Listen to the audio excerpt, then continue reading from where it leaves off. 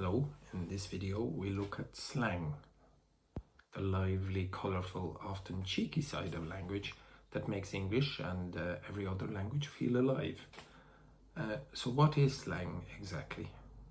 Well, it's informal, often playful or rebellious vocabulary, typically used within a particular social group. It tends to change quickly, mark identity and break the rules. It's not standard and it's definitely not formal, but it's very real and very expressive. Let's put it this way.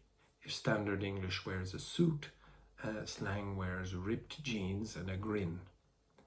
So why do we use it? Well, people use it to create in-group identity. Only we talk like this. To show creativity or humor. To rebel against authority, to hide meaning from outsiders, and to shorten or intensify expression. So sick is amazing, chill is relax. Think of slang as the linguistic equivalent of graffiti. Some love it, some hate it, but it's always expressing something.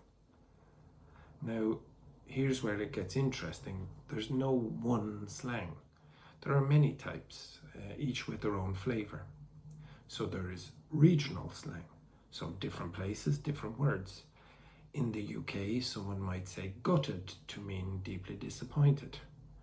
In Australia, arvo means afternoon, and in the US, crash can mean fall asleep fast, and dude is just about anyone.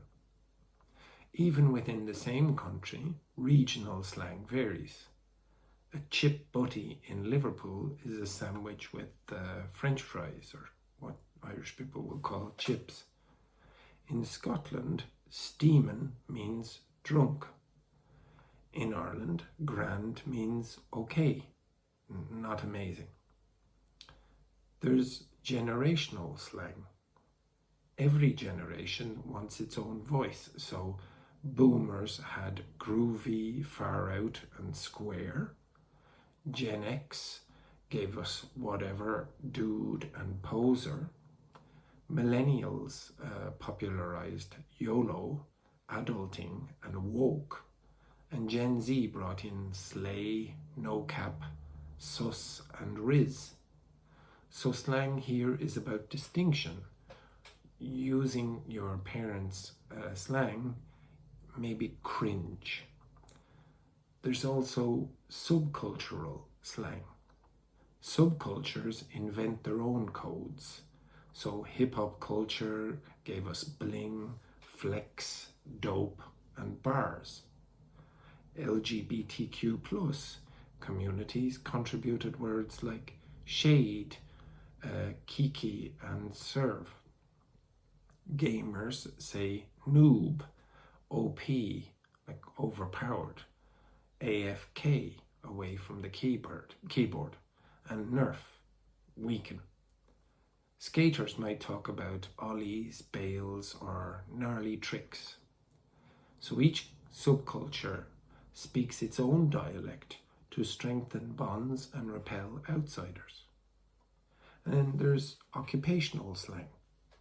Slang also exists in workplaces, sometimes called jargon, but when it's playful, it's slang. In the military, FUBAR means fouled up beyond all recognition. Or, well, you can change the first letter, the first word in that to something a little bit more vulgar.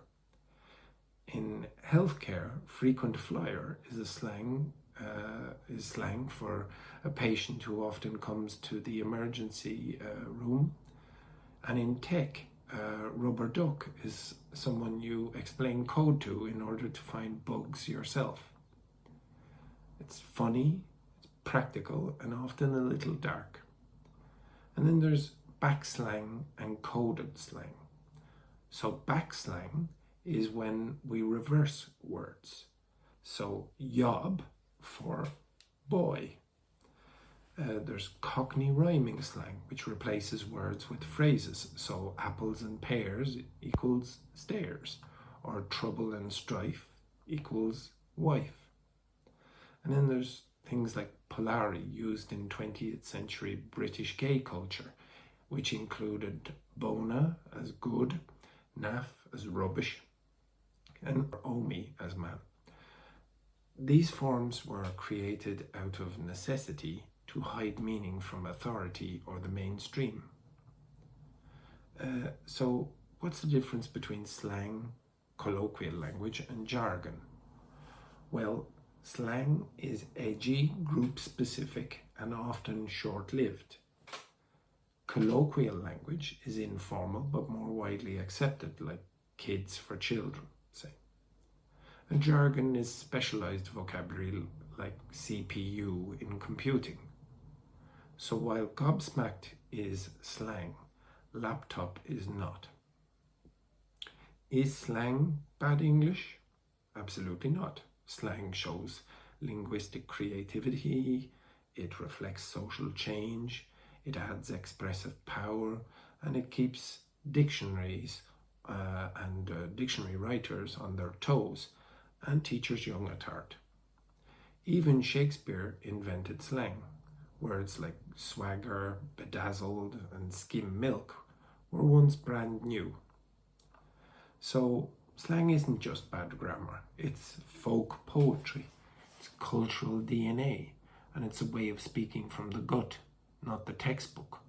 So go on, try it yourself, and maybe you'll enjoy it. Thank you.